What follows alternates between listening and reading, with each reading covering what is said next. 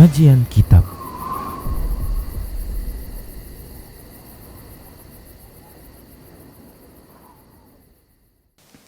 Bismillah, assalamualaikum warahmatullahi wabarakatuh. Innal hamdalillah nahmaduhu wa nasta'inuhu wa nastaghfiruh wa na'udzu billahi min shururi anfusina wa min sayyiati a'malina. May yahdihillahu fala mudilla lahu wa may yudlilhu fala hadiya lahu.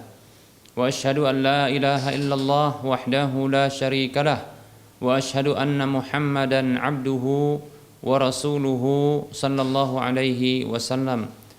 Qala Allah tabaraka wa ta'ala, ya ayyuhalladzina amanu taqullaha haqqa tuqatih wa la tamutunna illa wa antum muslimun.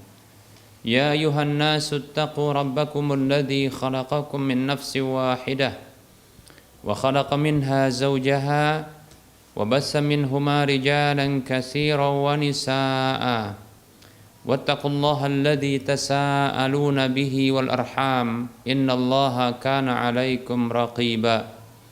Ya ayyuhalladzina amanu taqullaha wa qulu qawlan sadida yuslih lakum a'malakum wa yaghfir lakum dhunubakum wa man yuti'illaha wa rasulahu faqad faza fawzan 'azima. Amma ba'd.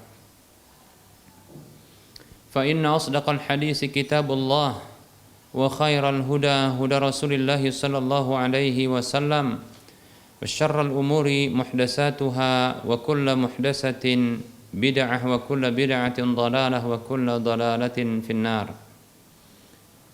Para hamba Allah rahimani wa rahimakumullah, para pemirsa Rasyad TV dan para pendengar radio Medan Mengaji serta para pemirsa media-media sunnah yang turut serta menyiarkan kajian ini.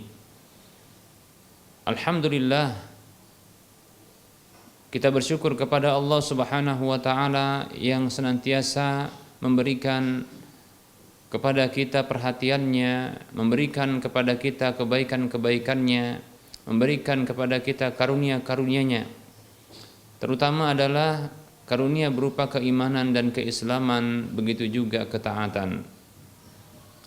Bersyukur kepadanya maka akan mendapatkan janjian berupa tambahan-tambahan kenikmatan.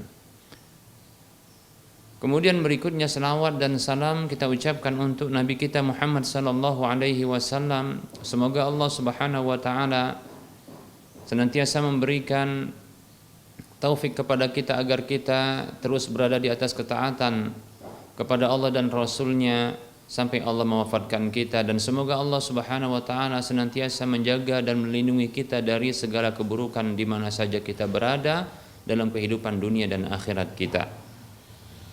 Teruntuk kepada para media yang turut serta menyiarkan kajian ini, kami ucapkan syukran jazilan wa jazakumullahu khaira.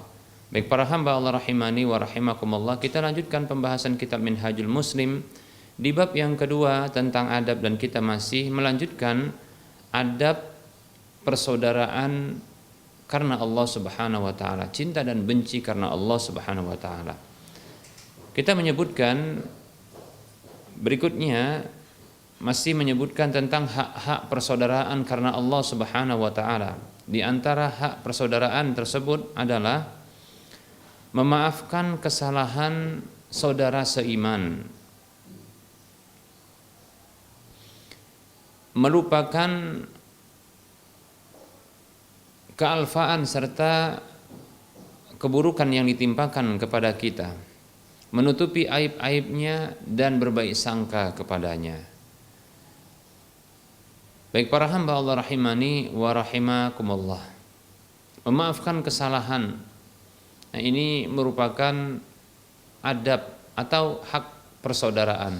Ya, adab di dalam persaudaraan karena Allah Subhanahu wa taala adalah memaafkan kesalahan saudara. Demikian. Tentunya kita suka ketika kita bersalah kita dimaafkan, ya kesalahan kita. Maka maafkanlah kesalahan saudara kita. Kita mulai dari diri kita sendiri. Ibda binafsik, mulailah dengan dirimu sendiri untuk melakukan kebaikan, yaitu memaafkan kesalahan saudara. Demikian, ya. Dan ternyata para hamba Allah rahimani wa rahimakumullah, memaafkan kesalahan saudara itu merupakan bentuk akhlak orang yang bertakwa, sifat orang yang bertakwa, yang dijanjikan surga oleh Allah Subhanahu wa taala dan kemaafan dari Allah Subhanahu wa taala, ampunan darinya. Allah Subhanahu wa taala berfirman di dalam surah Ali Imran ayat 133 dan 134. Allah mengatakan, A'udzu billahi minasyaitonir rajim. Wasari'u ila maghfiratin min rabbikum wa jannatin 'arduhas samawati wal ardu u'iddat lil muttaqin. Alladzina yunfiquna fis sarra'i wad dharra'i wal kadhimina al ghaidha wal 'afina 'anil nas wallahu yuhibbul muhsinin. Allah berfirman yang artinya, bersegeralah wahai para hamba Allah menuju ampunan dari Rabb kalian, ampunan dari Allah Subhanahu wa taala, dan surga yang luasnya seluas langit dan bumi. Itu disediakan bagi orang-orang yang bertakwa, yaitu orang-orang yang berinfak dikala senang dan susah, dikala lapang dan sempit, menahan amarah serta memaafkan kesalahan manusia. Dan Allah mencintai orang-orang yang berbuat kebaikan. Baik para hamba Allah rahimani wa rahimakumullah, dalam ayat ini Allah Subhanahu wa taala menyebutkan di antara ciri orang yang bertakwa adalah memaafkan kesalahan manusia, walaupun manusia tersebut tidaklah meminta maaf kepadanya. Memaafkan kesalahannya. Nah, itu ciri orang yang bertakwa yang dijanjikan oleh Allah Subhanahu wa taala ampunan dari Allah dan surganya. Oleh karenanya, ya, memberi maaf ini akan mendapatkan kemaafan dan ampunan dari Allah Subhanahu wa taala. Memberi maaf maka ini akan, ya, mendapatkan janjian berupa surga, ya, dari Allah Subhanahu wa taala. Yang luas surga itu seluas langit dan bumi. Demikian. Itulah ciri orang yang bertakwa. Maafkan, ya, kesalahan saudara kita.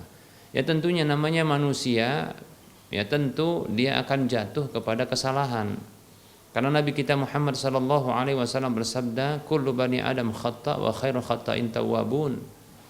Setiap anak Adam, dan kita adalah anak Adam, itu adalah khata', yaitu orang yang berbuat kesalahan, bahkan khata' secara berlebihan. Ya. Fa'al, ya, wazan fa'al dari khata' ini menunjukkan adalah bentuk berlebihan, yaitu berlebihan dalam berbuat salah, ya. Maka maafkan kesalahan saudara kita yang memang potensi besar dia jatuh kepada kesalahan kepada kita. Sebagaimana, ya, kita juga punya potensi besar untuk melakukan kesalahan terhadap saudara kita. Tentunya kita tidak ingin, ya, dia menuntut kita nanti di sisi Allah Subhanahu wa taala atas kesalahan-kesalahan kita dan dosa-dosa kita, ya, kepadanya.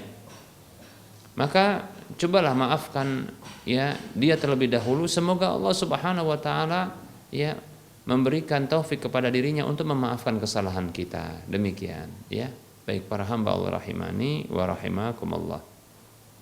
Maafkan kesalahan saudara. Memang berat, kita katakan, memang berat.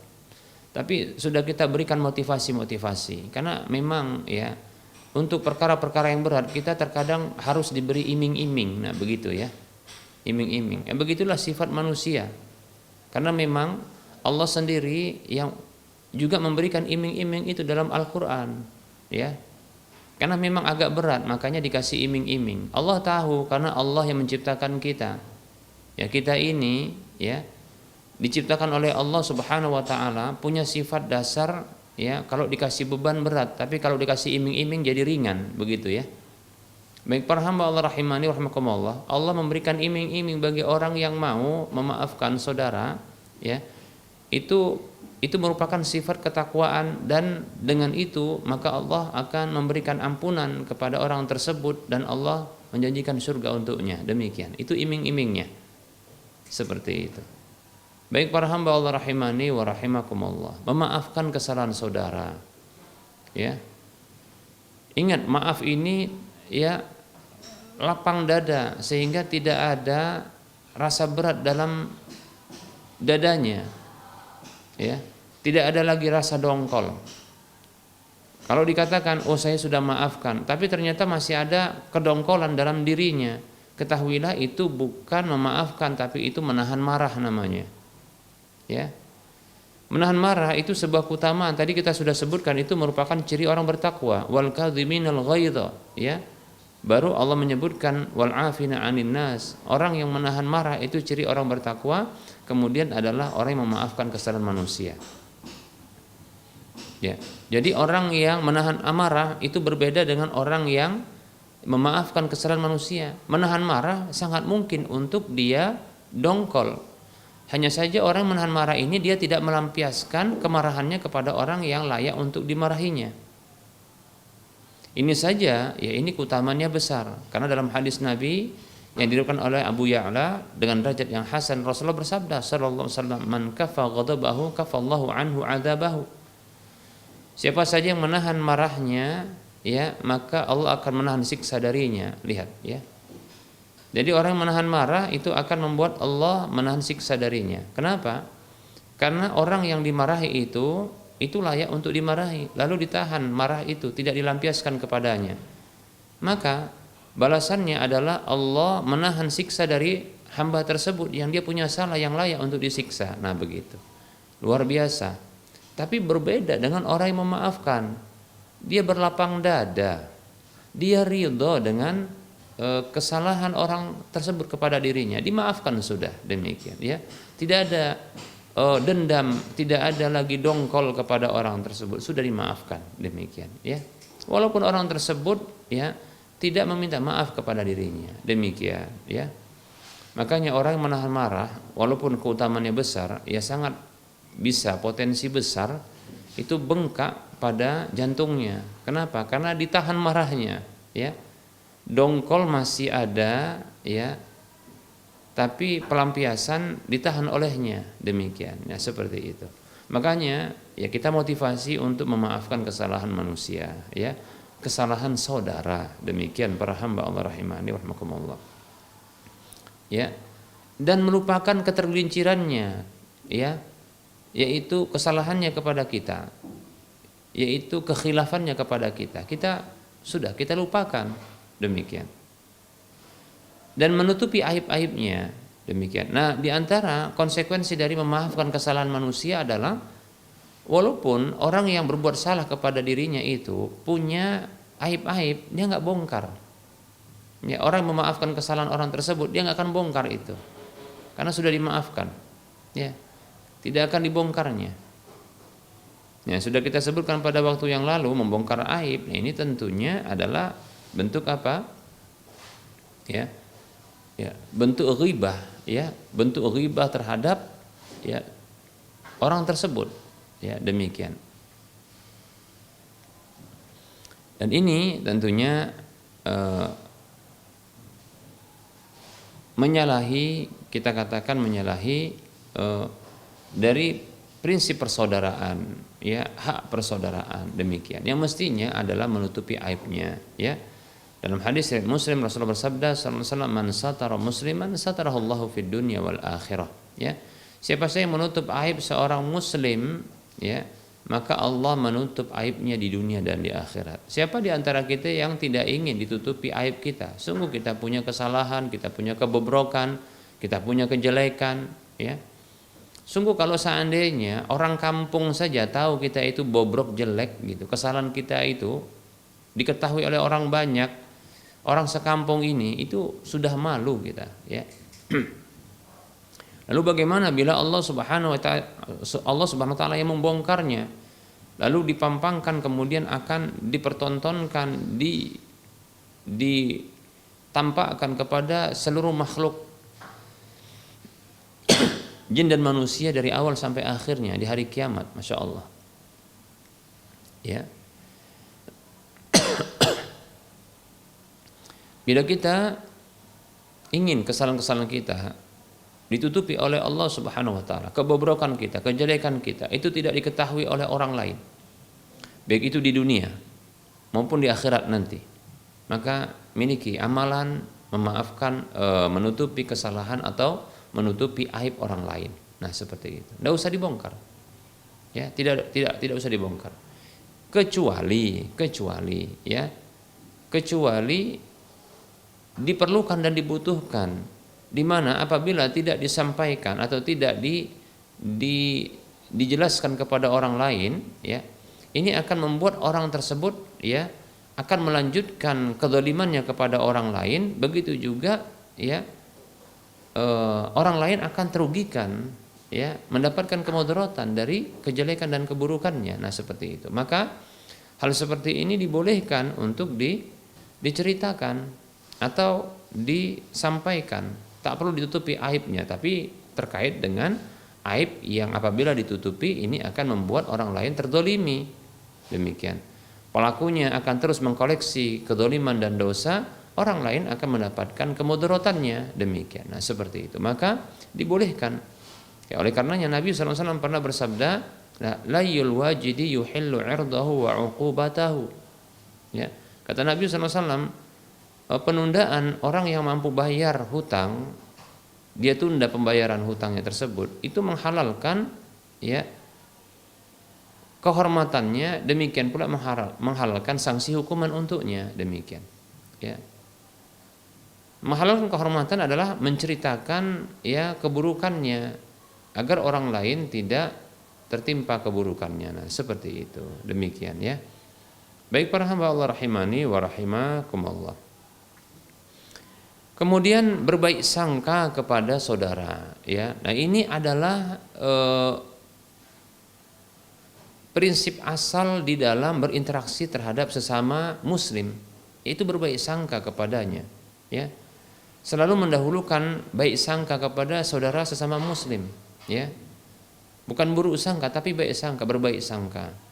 Kalau ada seseorang pun yang menyampaikan kepada kita tentang keburukan saudara kita, maka setidaknya ketika kita tidak mampu untuk membuktikannya, ya, maka kita berbaik sangka, ya, kepadanya, ya.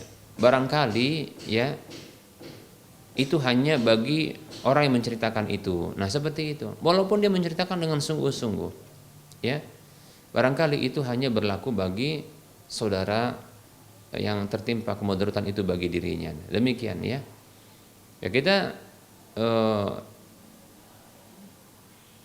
harus berbaik sangka kepada seorang muslim, ya, itu wajib. Allah Subhanahu wa taala berfirman, ya ayyuhalladzina amanu, ya, ijtanibu katsiran minadh-dhanni inna ba'dadh-dhanni itsm, ya. Wahai orang-orang beriman, jauhi oleh kalian kebanyakan prasangka itu. Sesungguhnya sebagian prasangka itu ada dosa. Demikian. Nah, seperti itu, ya. Jadi berbaik sangka kepada seorang muslim, bukan berburuk sangka. Demikian, ya. Berbaik sangka, ya. Jika melihat seorang muslim demikian, maka berbaik sangka, ya, seperti itu. Baik para hamba Allah rahimani wa rahmakumullah. Nah, tentunya kita juga senang, ya, kita ingin orang lain itu berbaik sangka sama kita. Ketika kita melakukan satu hal, ternyata tindakan kita tersebut dalam bayangan atau dalam benak orang lain itu buruk, lalu dia berburuk sangka. Nah, tentunya kita tidak suka demikian.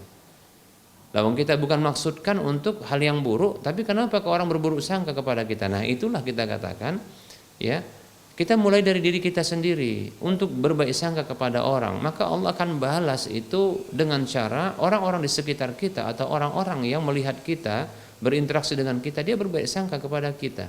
Kenapa? Karena kita punya amalan berbaik sangka, ya, demikian. Yang jelas adalah al-jaza' bin jinsil amal, begitu ungkapan para ulama, yaitu balasan itu berasal dari jenis amalnya. Nah, kalau kita berbuat baik, maka kita akan dibalas baik, begitu. Kalau kita berbuat buruk, maka kita akan dibalas buruk bila tidak dimaafkan. Demikian, ya. Maka caranya, ya, kita berbaik sangka dan seterusnya. Lakukan hal-hal yang baik, insya Allah kita akan dapat hal yang baik pula. Demikian, seperti itu. Kalau kita inginkan orang lain itu, ya, berbaik sangka kepada kita, maka kita harus berbaik sangka terlebih dahulu kepada saudara-saudara kita. Demikian para hamba Allah rahimani wa rahimakumullah.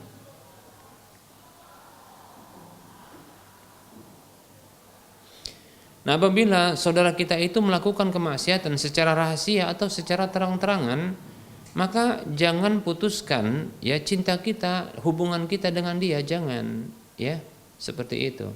Cukup kita benci saja perbuatan kemaksiatannya, demikian. Ya, kita benci saja kemaksiatannya. Karena apa? Karena Allah membenci kemaksiatan itu. Buktinya adalah Allah larang hamba-hambanya dari kemaksiatan. Ya. Allah larang ya hamba-hambanya itu berbuat maksiat.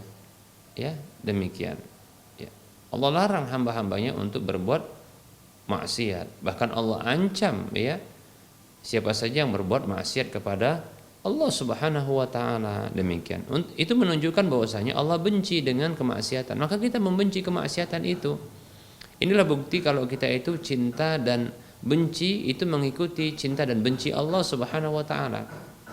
Hanya saja untuk saudara kita yang berbuat kemaksiatan itu, ya, baik itu secara sembunyi-sembunyi atau terang-terangan, ya kita jangan putuskan hubungan dengan dia. Kalaupun kita harus membencinya, maka kita benci sekadar kemaksiatannya. Nah, seperti itu. Tapi jangan benci permanen zatnya. Kenapa? Karena dia bisa berubah. Dia bisa diberi hidayah oleh Allah Subhanahu wa taala, demikian. Yang kita benci adalah kemaksiatan yang ada pada dirinya. Nah, seperti itu. Nah, kebencian kita terhadap maksiat itu, maka kita berupaya untuk menyingkirkan maksiat itu darinya. Dengan cara apa? Memberikan nasihat kepada dia. Ya. Memberikan nasihat kepada dia, ya, menyadarkannya, membuatnya insaf, sadar atas kesalahan ya kepada Allah, dosa itu, demikian. Bahkan itu merupakan bentuk cinta kepada dia. Nah, seperti itu. Itu merupakan bentuk peduli terhadap ya persaudaraan, hubungan persaudaraan dengannya. Nah, seperti itu, baik para hamba Allah rahimani wa rahmakumullah. Bahkan ya kita menanti dia bertobat kepada Allah Subhanahu wa taala, ya. Jadi kita harapkan dia bertobat kepada Allah, kita motivasi dia, kita nasihati dia dengan ketulusan, demikian. Wahai saudaraku, kembalilah ke jalan Allah Subhanahu wa taala, tinggalkanlah kemaksiatan ini, demikian. Seperti itu ya. Tidakkah engkau takut bila Allah Subhanahu wa taala menghukummu di dunia dan di akhirat, demikian. Seperti itu. Engkau saja takut ketika engkau diancam oleh orang yang paling sangar di dunia ini, kan begitu ya. Preman-preman datang sembari membawa senjata, mungkin mengarahkan senjata itu kepadamu, engkau begitu ketakutan. Lalu mengapa engkau berani kepada Allah Subhanahu wa taala dengan kemaksiatan yang engkau lakukan, seolah-olah engkau menantang Allah Subhanahu wa taala, demikian. Seperti itu. Ungkapkan ungkapan yang membuat dia itu tergugah, tersentuh hatinya, demikian ya. Seperti itu. Baik para hamba Allah rahimani wa rahimakumullah.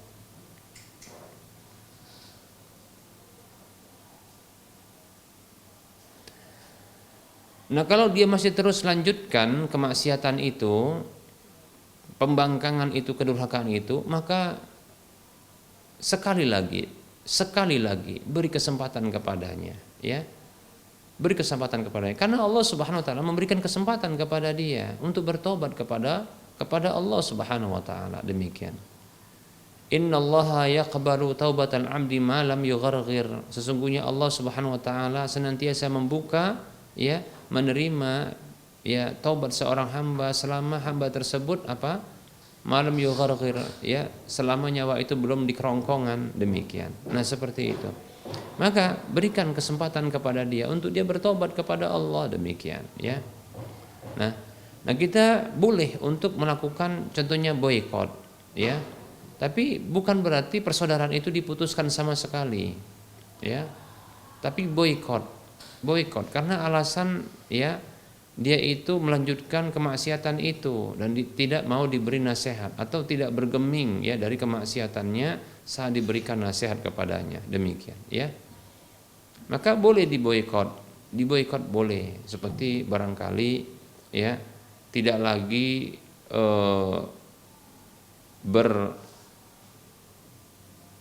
berinteraksi dengannya atau membatasi interaksi dengannya.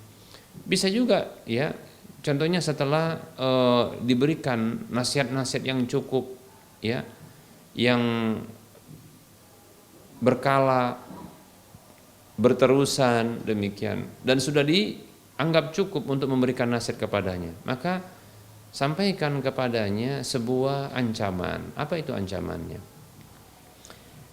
Ya, ini tentunya sebagai bentuk kekhawatiran kita juga agar kita tidak terkena dengan kemaksiatannya, agar kita juga ya tidak tertular kemaksiatan itu kepada diri kita, karena keburukan itu bisa menular, kira-kira begitu. Tentunya dengan izin Allah. Kita tidak ingin ketika berteman dengannya, ya, atau dekat dengannya, keburukannya itu akan ya berpindah kepada kita, demikian, ya.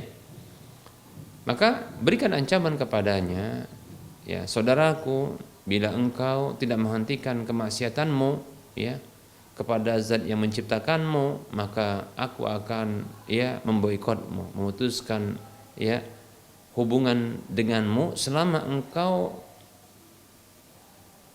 mendolimi dirimu dengan dosa-dosamu. Seperti itu contohnya, ya. Sampaikan kepadanya begitu. Nah, artinya dia akan memberikan, dia akan memahami bahwasanya ungkapan kita ini sesungguhnya bentuk perhatian kepada dia, bahwa dia akan diboikot, ya, tidak akan dilanjutkan pertemanan dengan dia selama dia berbuat maksiat. Ya, juga bisa juga ditegaskan kepadanya, ya, aku akan kembali menjadi temanmu, ya, menjadi sahabatmu, menjadi saudaramu, ya, tatkala engkau kembali kepada Rabbmu, ya, dengan mentaati perintah Tuhanmu. Nah, seperti itu bisa disampaikan demikian, ya. Jadi dia akan tahu bahwasanya ini teman ini betul-betul dia mengingatkanku. Nah, seperti itu, ya. Baik para hamba Allah rahimani wa rahimakumullah. Baik para hamba Allah rahimani wa rahimakumullah. Ada perkataan Abu Darda, ya, radhiyallahu anhu, idza taghayyara akhuka wa hala amma kana alaihi fala tad'hu li ajli dzalika fa inna akhaka ya'wajju marratan wa yastaqimu ukhra. Ya, apa kata Abu Darda radhiyallahu anhu, apabila saudaramu itu berubah dan terhalang dan terhalang, ya, ya, dari apa yang ada padanya, maksudnya ya persaudaraan itu terhalang dari kemaksiatan yang ada pada dirinya, maka janganlah tinggalkan dia karena hal tersebut, ya, karena sesungguhnya saudaramu itu, ya, bisa bengkok di satu waktu namun dia menjadi lurus di waktu yang lain. Nah, seperti itu, Masya Allah. Jadi apa? Ini menjadi penegas dari apa yang kita sampaikan. Memang demikian, ya, fisik atau zat seseorang itu dia bisa berubah, maka jangan dibenci dia, ya. Seseorang itu jangan dibenci, saudara kita itu jangan dibenci, ya. Kalau kita cinta karena Allah, benci karena Allah, maka benci kemaksiatan yang ada pada dirinya karena Allah membenci kemaksiatan tersebut, demikian, ya. Dan kita cinta kepadanya karena adanya keimanan pada dirinya dan adanya ketaatan pada dirinya, demikian. Kita diantara bentuk cinta kita kepada dirinya tatkala dia jatuh kepada kemaksiatan, maka kita jangan tinggalkan dia, kita terus memberikan nasihat kepadanya dan seterusnya. Nah, barangkali pun apabila kita hendak memberikan pemboikotan kepadanya, itu hanya sebagai teguran kepada dia agar dia berpikir, ternyata teman karibku, saudaraku seiman ini dia mulai tak suka kepadaku karena ya kemaksiatan dosa yang aku lakukan. Nah, seperti itu.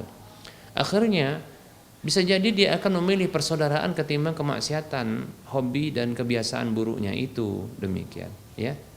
Baik para hamba Allah rahimani wa rahimakumullah, ya. Dan doakan tentunya siapa saja yang kita inginkan, yang kita cintai ini, ya, untuk dia berada di atas ketaatan, demikian, ya. Baik para hamba Allah rahimani wa rahimakumullah, barangkali ini materi yang bisa kita sampaikan pada pertemuan kali ini. Kita buka saja sesi soal jawab, ya. Bagi para pemirsa dan para pendengar sekalian yang ingin berinteraksi langsung, bertanya langsung lewat telepon, maka silahkan hubungi nomor layanan kami 08 12 12 12 8834. Di nomor yang sama Anda bisa juga mengirimkan pertanyaan lewat tulisan chatting WhatsApp. Baik para hamba Allah rahimani wa rahimakumullah. Ada pertanyaan dari saudara kita.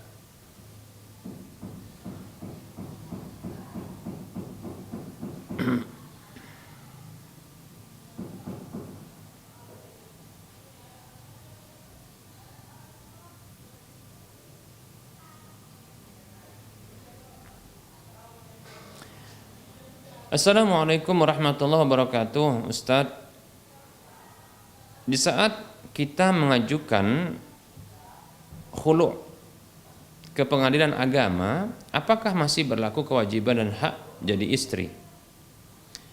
Bolehkah keluar dari rumah suami? Bolehkah keluar dari rumah suami?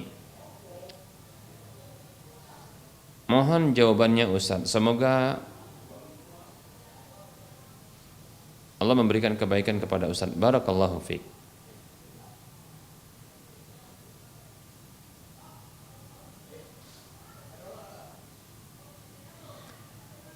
Waalaikumsalam warahmatullahi wabarakatuh. Sebelum saya menjawab pertanyaan tentang khulu' ke pengadilan agama, saya memberikan sedikit hal yang mengingatkan kepada kita semuanya bahwasanya tidak boleh minta pisah atau minta cerai dari suami tanpa alasan yang dibenarkan. Karena Rasulullah Shallallahu Alaihi Wasallam bersabda, ayyuma imra'atin sa'alat min zawjiha at-talaqa min ghairi ma ba'sin faharamun 'alaiha raihatul jannah. Hadis riwayat Ibnu Majah dan yang lainnya. Nabi Shallallahu Alaihi Wasallam bersabda, wanita mana saja yang minta pisah, minta cerai dari suaminya, maka wanita mana saja yang minta cerai atau minta pisah dari suaminya tanpa alasan yang dibenarkan, maka haram baginya aroma surga. Ya, haram baginya aroma surga. Padahal aroma surga itu bisa dicium dari jarak sekian dan sekian, itu sekitar 40 tahun perjalanan kurang lebih, ya, seperti itu. Dalam hadis yang lain disebutkan begitu. Nah, ternyata ini diharamkan. Ketika kapan? Ketika minta cerai dari suaminya tanpa alasan yang dibenarkan. Dalam hadis yang lain, walaupun para ulama ini berbeda pendapat, ya, tapi Syekh Al-Albani rahimahullah ta'ala menghasankan hadis ini, yaitu al-mukhtali'atu hunnal munafiqatu. Wanita yang minta khulu atau minta cerai, yang minta pisah dari suaminya, mereka itu adalah wanita-wanita munafik. Kenapa kok munafik? Barangkali ya nggak jujur cintanya kepada suaminya. Mungkin ya hanya mau senangnya saja, sementara susahnya tak mau, sehingga minta cerai. Mungkin seperti itu. Demikian, ya. Karena di antara sifat kemunafikan adalah tidak jujur, ya, demikian. Baik para hamba Allah rahimani wa rahimakumullah, ya. Nah, ini yang ingin saya sampaikan, ya, di awal, agar tidak bermudah-mudah minta cerai, ya. Apa alasan bolehnya minta cerai? Pertama adalah kekafiran suami, kekufuran suami melakukan kekufuran, ya. Demikian. Seperti contohnya ya melakukan kesyirikan, kekufuran, ya. Demikian. Nah, itu ya apabila jatuh kepada kemaksiatan, dan ini kemaksiatan yang begitu juga apabila jatuh kepada kemaksiatan dengan kemaksiatan yang merupakan dosa besar, dan ini terus berkelanjutan, maka boleh juga untuk ya minta cerai. Tapi ya sebaiknya untuk bersabar terlebih dahulu dengan memberikan nasihat. Apabila tidak juga diindahkan, maka boleh minta cerai. Boleh juga minta cerai apabila dizalimi fisiknya, demikian, ya. Baik. Kita akan jawab pertanyaan ini, ya. Apabila mengajukan khulu' ke pengadilan agama, ya, maka istri itu masih berstatus istri sampai nanti diputuskan, ya.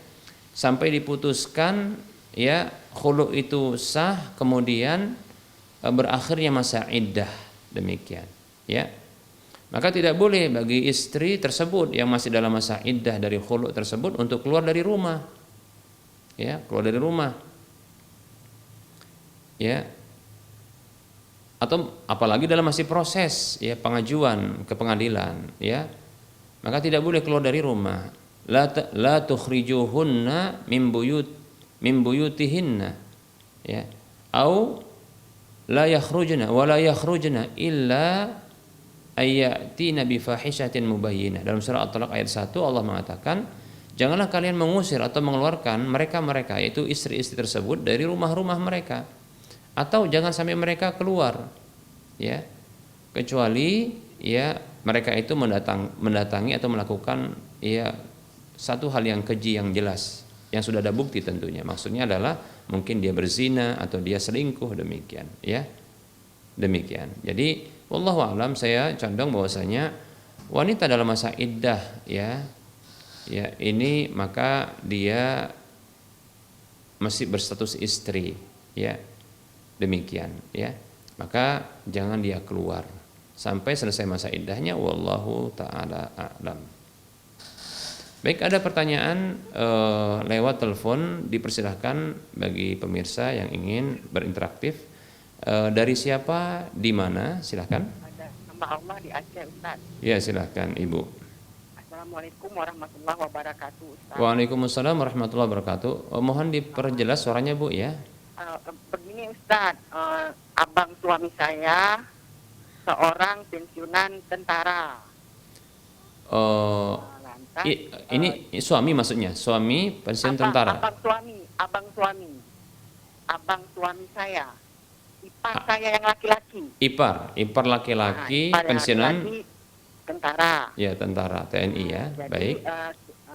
Beliau mengatakan kepada suami saya bahwa gajinya tinggal 300.000 per bulan. Ya, silakan. Dikarenakan pemotongan oleh utang.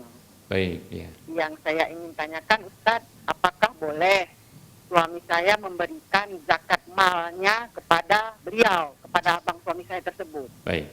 Nah, demikian, Ustadz. Assalamualaikum warahmatullahi wabarakatuh. Waalaikumsalam warahmatullahi wabarakatuh. Seorang ibu yang bertanya di Aceh, semoga Allah Subhanahu wa taala memberikan kebaikan kepada beliau dan keluarga di mana saja berada. Amin ya rabbal alamin. Baik, ya. Bolehkah, jadi pertanyaannya adalah bolehkah memberikan ya zakat, ya baik itu zakat fitri maupun zakat harta kepada ipar, demikian ya, kepada ipar. Baik, ya.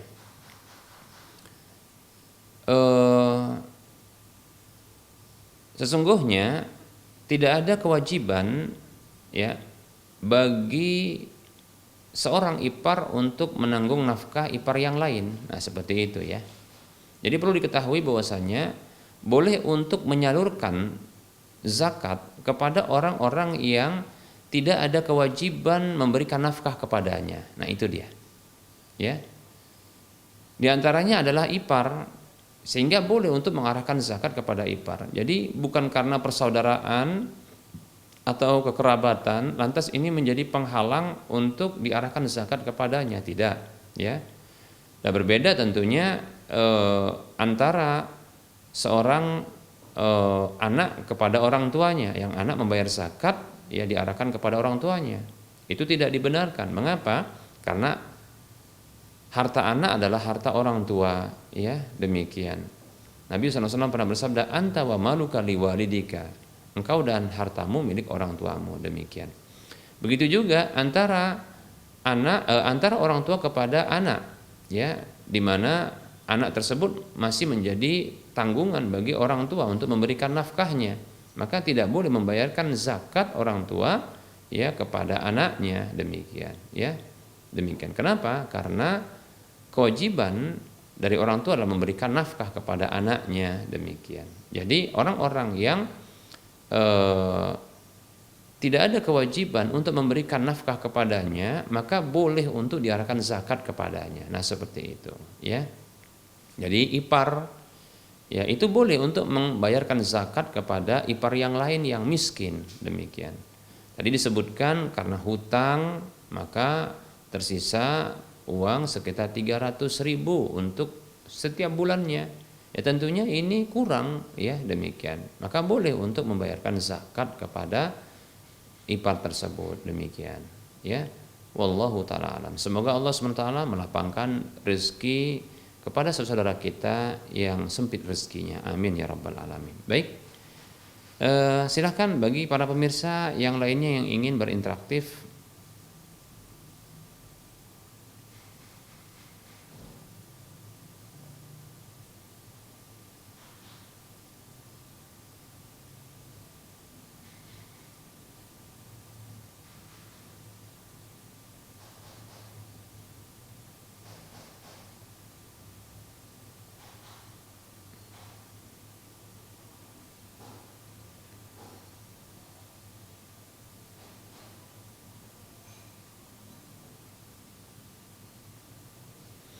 Ada pertanyaan? Assalamualaikum Ustaz. Ahsanallahu ilaikum. Saya ingin ngontrak rumah, tapi sebelumnya yang menempati rumah kontrakan tersebut adalah non-muslim.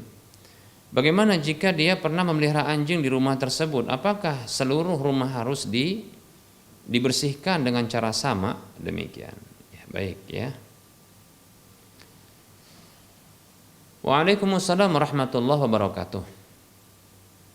Para ulama mereka berbeda pendapat tentang air liur anjing yang mengenai air liur anjing atau anjing yang mengenai ya atau najis anjing yang mengenai selain dari bejana ya. Adapun bila air liur anjing ya atau anjing tersebut mengenai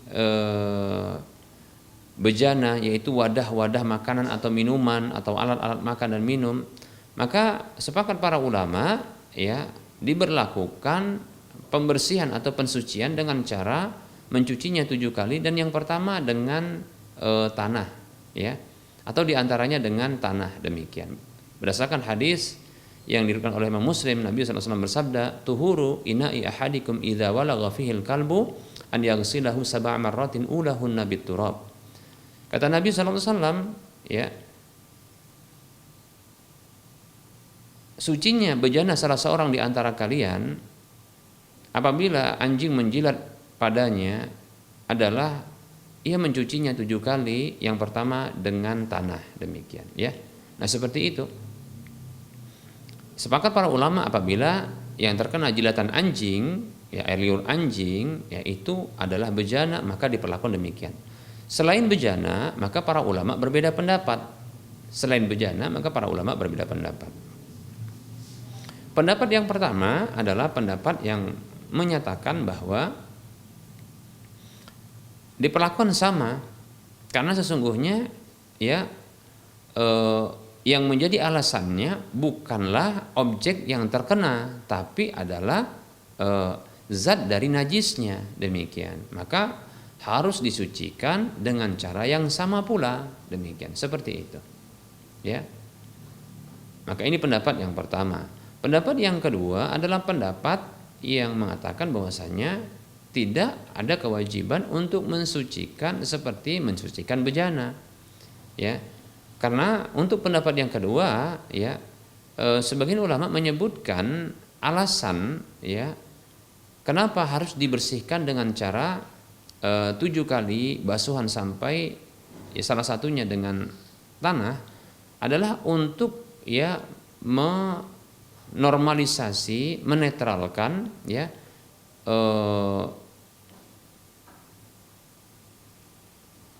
penyakit ya kalap. Disebut kalap itu yaitu penyakit rabies ya, kira-kira begitu ya, yang ada pada hewan anjing tersebut. Demikian, sehingga ini netralisirnya dengan cara seperti itu, dicuci 7 kali kemudian dengan tanah salah satunya. Demikian, seperti itu ya. Dan bejana itu adalah tempat atau wadah ya untuk diinteraksikan dengan makanan dan minuman yang akan dikonsumsi ya, yang akan dimasukkan dalam mulut. Nah, ini khawatirkan ya, ini akan menjalarnya penyakit kalap tersebut ya, penyakit rabies tersebut. Demikian ya, wallahu taala alam. Jadi ini perbedaan pendapat ya. Kalau khawatir maka lakukan kehati-hatian, yaitu fi'lu ma ukhtulifa fi wujubihi, yaitu melakukan apa saja yang diperselisihkan oleh para ulama tentang kewajibannya.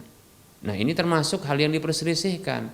Apakah wajib ya rumah itu disama, dicuci 7 kali, kemudian salah satunya dengan tanah begitu ya, ataukah cukup dengan air biasa saja, yang penting bersih. Demikian, seperti itu. Wallahu taala alam ya.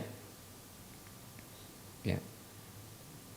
Maka lakukan saja dengan cara pencucian tersebut ya. Memang sih agak berat ya, kita katakan ya, daripada repot-repot dan masih ada keraguan-raguan ya.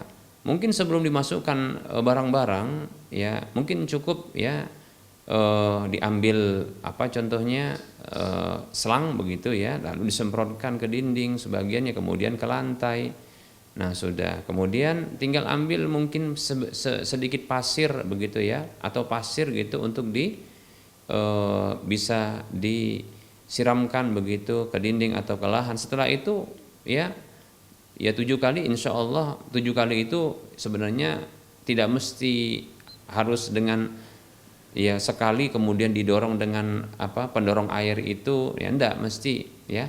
Ya cukup sudah dikasih begitu, disiramkan mungkin begitu ya dengan sedikit lama ke lantai atau ke dinding. Nah insya Allah ta'ala itu sudah lebih daripada 7 kali, dan demikian. Sisanya nanti ya tinggal air dan pasir itu didorong dengan apa? Dengan pendorong air, demikian ya. Wallahu ta'ala alam, itu untuk kehati-hatian ya, demikian.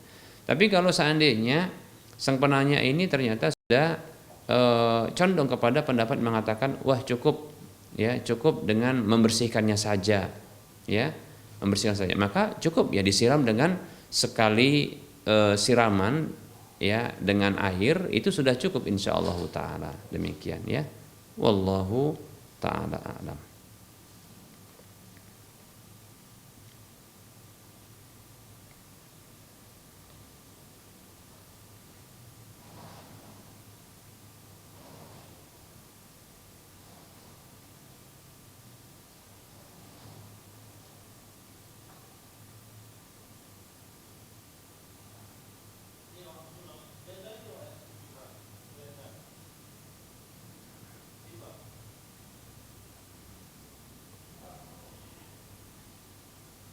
Baik, ada pertanyaan di sini. Assalamualaikum. Ada pertanyaan, Ustaz. Keputusan pengadilan mengenai nafkah anak setiap tahun naik 10%. Hampir 3 tahun tidak ada nafkah yang dinaikkan dengan kesadaran sendiri. Apakah boleh ya? Berarti mantan suami ini maksudnya ya. Apakah boleh diingatkan melalui pengacara? Maksudnya sang mantan istri mengingatkan mantan suami ya, kehidupan si bapak si anak itu berkecukupan bahkan berlebih dan menghamburkan uangnya untuk maksiat ya. Ayah dari si anak ini lalai dari kewajiban yang sudah diputuskan oleh pengadilan, yaitu memberikan nafkah dengan naik 10% setiap tahun ya. Bolehkah si ibu dari si anak tersebut yang memberikan somasi atau peringatan kepada si ayah anak tersebut, demikian. Kelalaiannya di sini adalah tidak menaikkan nafkah si anak yang menurut pengadilan harus dinaikkan sebesar 10% setiap tahunnya. Sementara si ayah mampu dalam hal ini, bahkan justru menghamburkan uangnya untuk maksiat. Dalam hal ini si ayah tetap menafkahi si anak dengan normal ya, yang sama dari tahun ke tahun, demikian. Baik ya. Waalaikumsalam warahmatullahi wabarakatuh. Semoga Allah Subhanahu wa taala menjadikan kita semua sebagai hamba-hamba yang saleh dan salihah, memenuhi hak-hak ya orang yang punya hak kepada kita ya. Amin ya rabbal alamin.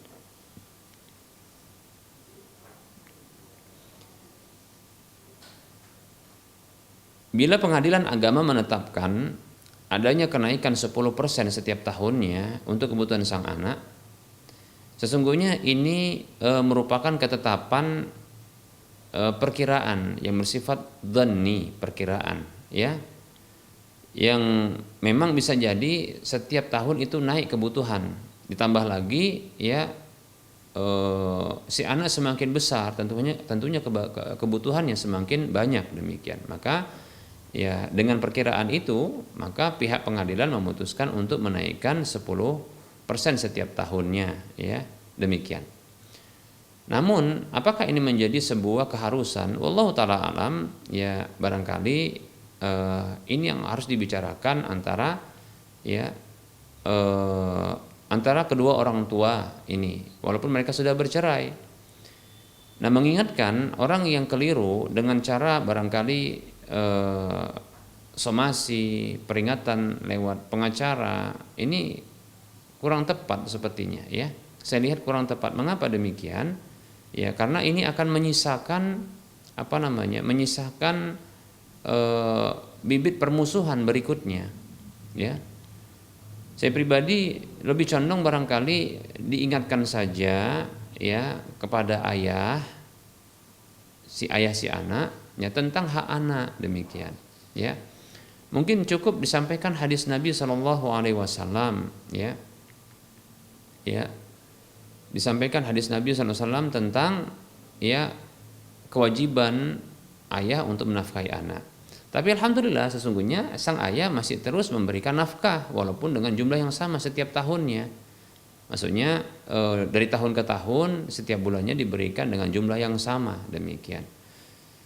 Maka sang ibu atau mantan istri ini mengingatkan saja ya, diingatkan saja. Nah, kalau memang yang diberikan cukup, maka sebaiknya jangan pula terlalu banyak menuntut. Ya, jangan terlalu banyak menuntut sebaiknya. Kalau yang diberikan itu cukup, ya, walaupun barangkali pihak pengadilan menetapkan kenaikan 10%. Kenapa? Agar hal ini tidak memunculkan bibit permusuhan seterusnya demikian. Ya, kalau sebelumnya berpisah antara suami istri ini dengan cara baik-baik, maka sebaiknya jangan pula memunculkan permusuhan setelah itu, ya, demikian, ya. Kalau yang diberikan itu cukup, sebaiknya dicukupkan. Nah, kalau seandainya kurang, baru diingatkan, ya, baru diingatkan. Sebaiknya dikasih tahu, ya, bang, maaf bang, kebutuhan anak abang ini, ya kurang, ya. Dan sudah ditetapkan lewat pengadilan kenaikan 10%. Barangkali ini sudah saatnya abang untuk menaikkan ya 10% dari kebutuhan yang biasa karena ternyata kurang. Sampaikan saja beberapa item-item pengeluaran untuk kebutuhan sang anak demikian. Lalu disampaikan seperti contohnya barangkali masalah SPP, masalah pakaian, beli pakaian, mungkin seperti itu, atau kebutuhan makan, ya, atau hal yang lain contohnya demikian. Tapi kalau cukup, sebaiknya jangan dituntut. Ya, kalau seandainya yang diberikan setiap bulan itu cukup, ya hanya saja mungkin sudah saatnya dinaikkan, tapi tidak dinaikkan, padahal cukup, maka sebaiknya jangan diminta demikian. Ya, jangan diminta. Kenapa? Biasanya kalau meminta ini laki-laki, apalagi kalau sudah tidak ada hubungan diminta, nah itu bisa jadi marah dia. Nah, dikhawatirkan ini muncul perseteruan, permusuhan demikian. Kecuali kalau kurang maka diingatkan. Nah, seperti itu. Sampaikan bahwasanya ini kurang kebutuhan anak abang ini demikian. Nah, seperti itu ya. Demikian. Adapun kemaksiatan ya, ini bisa diingatkan pula, dinasihati demikian. Ya, dinasihatkan. Bisa juga dengan contohnya menunjuk orang yang disegani oleh mantan suami tersebut agar bisa menasihati mantan suami agar tidak berbuat maksiat. Nah, seperti itu, ya, demikian, ya, seperti itu, ya. Jadi bila kebutuhan sang anak itu kurang, maka baru boleh untuk dimintakan, seperti itu. Adapun kalau sudah cukup sebenarnya, maka sudah sebaiknya mungkin dicukupkan demikian, ya, seperti itu, demikian.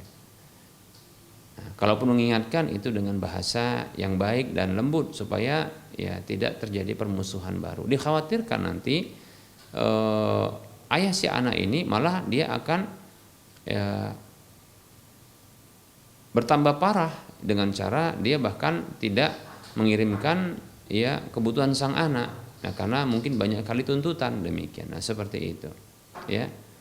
Maka sang ibu atau ibu si anak atau mantan istri ini yang pandai-pandailah ya untuk mencukupkan kebutuhan tersebut. Kalau kurang baru sampaikan. Bahkan seandainya pun belum waktunya naik, kalau seandainya memang kurang, bisa dimintakan kepada ayah si anak, begitu. Tapi dengan cara yang bagus. Kalau lewat pengadilan lagi atau lewat pengacara, maka ketahuilah ini akan membuat permusuhan baru. dikhawatirkan nanti sang ayah dia pun akan apa? Akan tidak memberikan sama sekali, demikian ya. Dengan berbagai cara dia. Nah, seperti itu ya. Contohnya apa contohnya? Contohnya dia menghilang. Dia menghilang. Menghilang itu maksudnya adalah dia pergi entah kemana, di kota mana, seperti itu ya. Nah, itu yang kita khawatirkan. Tapi kalau diingatkan dengan cara yang baik, insya Allah mudah-mudahan dia akan bisa ya ingat kembali tentang kewajibannya, dan ini hak anaknya. Wallahu ta'ala alam.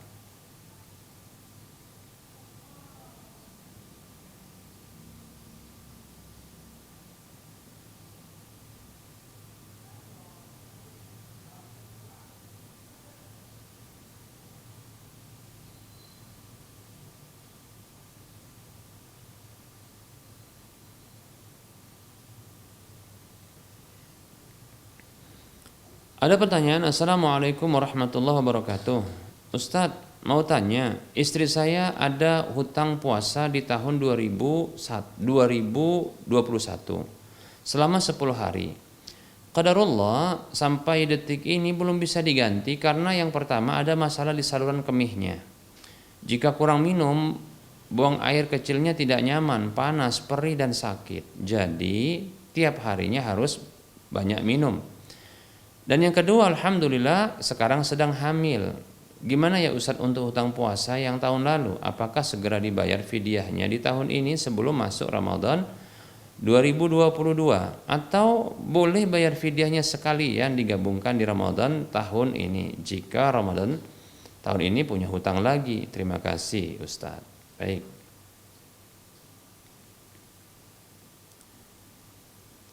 Waalaikumsalam warahmatullahi wabarakatuh. Semoga Allah Subhanahu wa taala memberikan kesehatan, kebaikan kepada istri antum. Demikian pula memberikan kebaikan dan kesehatan kepada antum sekeluarga di mana saja berada. Dan semoga Allah SWT menjauhkan kita dari segala keburukan dalam kehidupan kita di dunia dan di akhirat. Amin ya rabbal alamin. Baik ya, untuk hutang puasa yang ditinggalkan karena haid atau nifas, katakanlah seperti itu ya. Dan hutang puasa tersebut kewajibannya adalah diqadha, diganti. Tadi disebutkan 10 hari. Maka hutang puasa tersebut itu tetap menjadi hutang puasa selama belum diganti. Walaupun masuk udzur yang lain seperti hamil ya, sehingga tidak bisa berpuasa. Tapi perlu kita ketahui, ingat ya, apabila 10 hari ini yang tertinggal ini itu kewajibannya adalah mengqadha, maka tetap wajib diqadha, diganti, demikian. Apa contoh sebab ya tertinggal puasa dan mengharuskan untuk diqadha? Contohnya adalah seperti haid atau contohnya nifas, demikian ya. Begitu juga sakit ya, begitu juga bepergian safar, maka itu kewajibannya adalah diqadha ya. Kata Allah Subhanahu wa taala, "Faman kana minkum maridan aw ala safarin fa iddatun min ayyamin ukhra." Siapa saja di antara kalian yang sakit atau dalam kondisi safar, maka hari-hari gantinya adalah di waktu yang lain, di hari-hari yang lain. Artinya ini menunjukkan wajib untuk mengganti. Begitu juga haid maupun nifas, ya, maka kewajibannya apabila tidak berpuasa karena haid dan nifas, maka kewajibannya adalah qadha, mengganti. Kata Aisyah radhiyallahu anha tatkala ditanya oleh Mu'adzah rahimahullah, ya, mabalul haidi yaqdi taqdi as-shauma wala taqdi as-salata. Ada apa gerangan seorang wanita haid itu mengqadha puasa tapi tidak mengqadha salat ketika haidnya? Maka Aisyah radhiyallahu anha mengatakan, kana yusibuna dzalika. Dahulu hal itu kami alami. Fa nu'maru biqada'i as-shaumi wala nu'maru biqada'i as-salati. Ya. Maka kami diperintahkan oleh Rasulullah SAW untuk mengqadha, mengganti puasa, namun kami tidak diperintahkan untuk mengganti sholat. Hadis riwayat Muslim demikian. Nah, seperti itu. Ini dalil menunjukkan wajib qadha. Maka para ulama menyatakan bahwasanya walaupun tertunda karena satu sebab untuk mengqadhanya sampai datang Ramadan berikutnya atau sampai bertahun-tahun, maka itu tetap menjadi hutang yang harus dibayar dengan cara qadha pula, dengan ganti pula, yaitu ganti puasa demikian. Ya.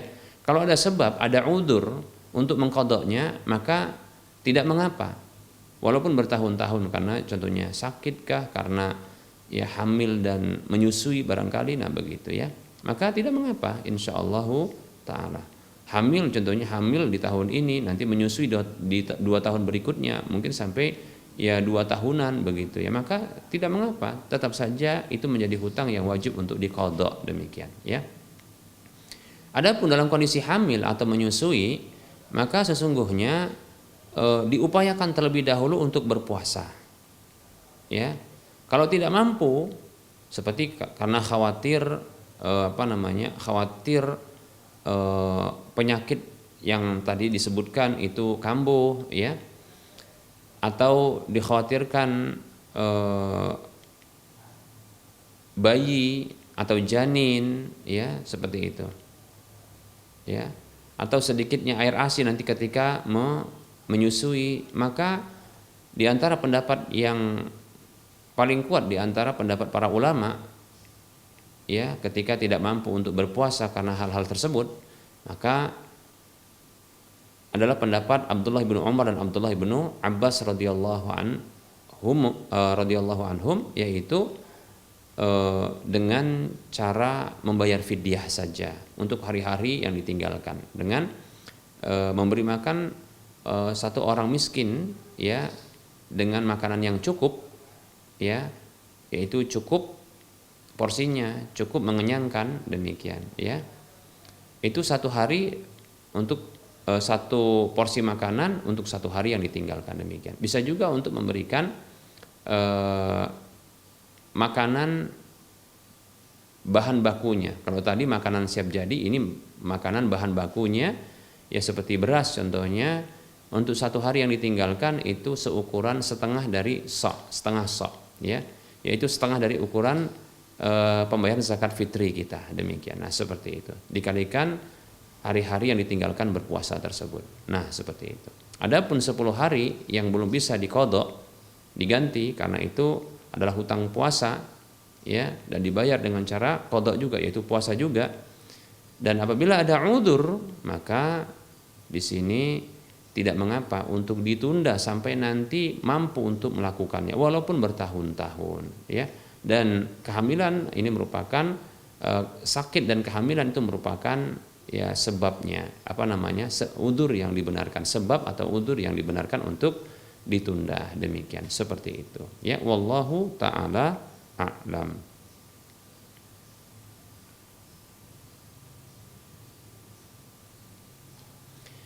Baik para hamba Allah rahimani wa rahimakumullah, kita cukupkan saja penyampaian materi serta menjawab pertanyaan yang sudah masuk pada pertemuan kali ini. Mohon maaf atas segala kekurangan dan kekeliruan ya dalam penyampaian. Kepada Allah saya mohon ampun. Kebenaran itu datang dari Allah, maka ambillah. Kekurangan dan kesalahan serta kekeliruan itu datang dari saya pribadi, bisikan syaitan.